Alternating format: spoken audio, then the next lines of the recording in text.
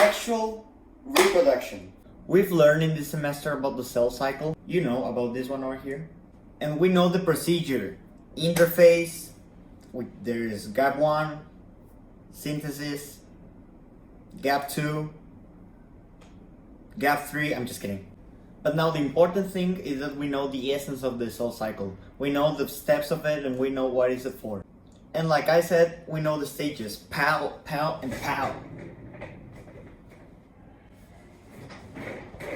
But now in this new partial, we're learning about sexual reproduction. I'm going to compare how these two reproduce, because although they may look alike, they're not the same.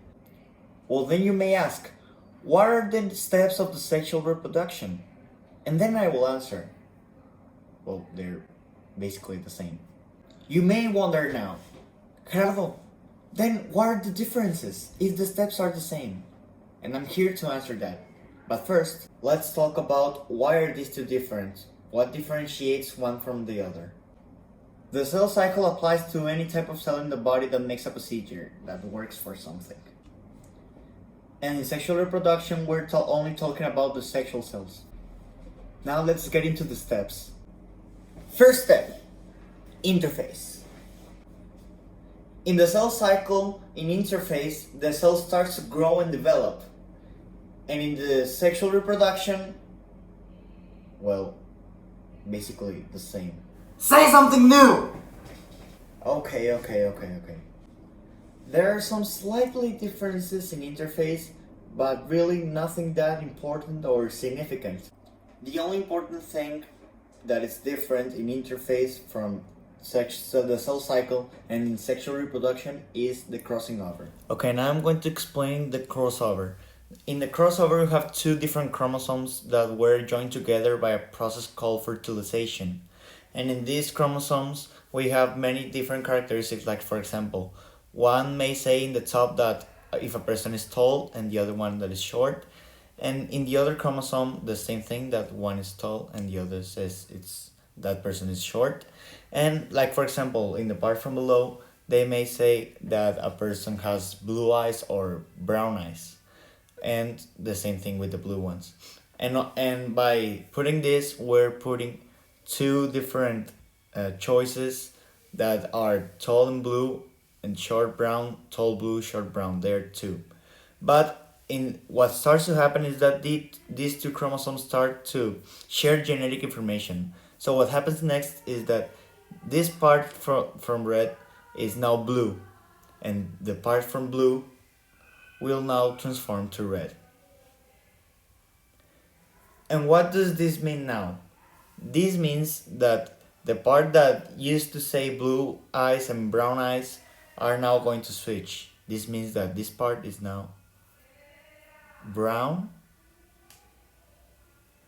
and the other part is blue. And now we have four choices. We have a person that may be tall with brown eyes, short with brown eyes, tall with blue eyes, and short with blue eyes. And this is how fertilization, this is how the crossing over happens. Stage 2, mitosis. Wait, it's not called mitosis. Then what is it called? Meiosis? That's the same thing! Come on, even the names look alike. Okay, now, but seriously, meiosis is different than mitosis. They may have the same stages. They have the same four. They have prophase, metaphase, anaphase, and telophase. But here are some examples of why it's different. Here's an example of mitosis. This is prophase. In prophase, the chromosomes are kind of aligned in the middle, and the spindle fibers are kind of going to take the chromosomes, but not yet. Now in metaphase, they align in the middle, and the spindle fibers attach to the centromere of the chromosomes. In anaphase, the spindle fibers start to pull apart the sister chromatids from the chromosome, and now they're pulling apart each sister chromatid to each side of the cell. And finally, in telophase, each sister chromatid goes to each end of the cell. They are now in the end of the cell. Now, right here, we have a picture of meiosis, and we start seeing some differences. Like, for example, in the prophase, in the cell cycle, we saw that the chromosomes were almost lined up in the middle, but now they are not single chromosomes. They are in pairs. This is called homologous. Homologous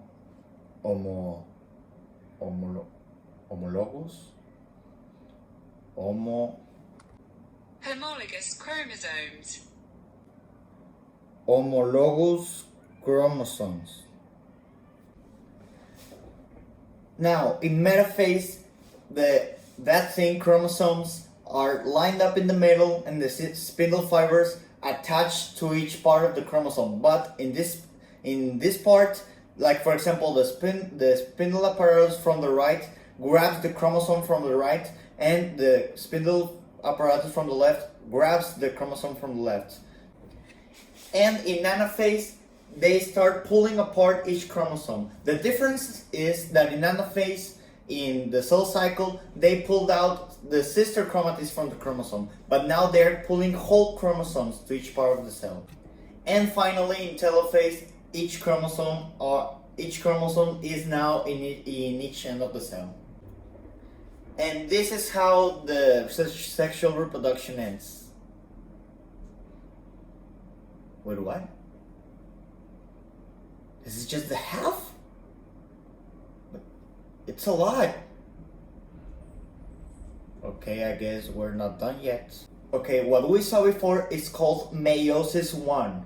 Now we're about to see Meiosis 2. Now, I dare to say that this is exactly like mitosis, because it happens the same. The only different thing is that now the chromosomes that are aligned in the middle in metaphase have now some genetic information from the other chromosome that was pulled to the other side of the cell. Now, before the first step of meiosis 2 happens, cytokinesis happens. So now the cell is divided in two, and each part of the cell that it's now divided into starts making its own meiosis 2. And in this, it happens the same. In prophase, the chromosomes align in the middle of the half of the cell, and in metaphase, they align totally in the middle, and the spindle fibers attached to the chromosomes. In anaphase, they pull them apart to each end of the cell, and in telophase, they are now in each end of the cell. But what happens now? That when they make cytokinesis, now the cell is divided in 4. Normally in mitosis, the cell divides in 2, but now they are divided in 4. That's why even in brothers and sisters, each person is different, because each cell may be of any of these 4 options. And this is all you need to know about sexual reproduction. I hope my video was okay. I hope I get an A. And thanks for everything, miss. Stay at home.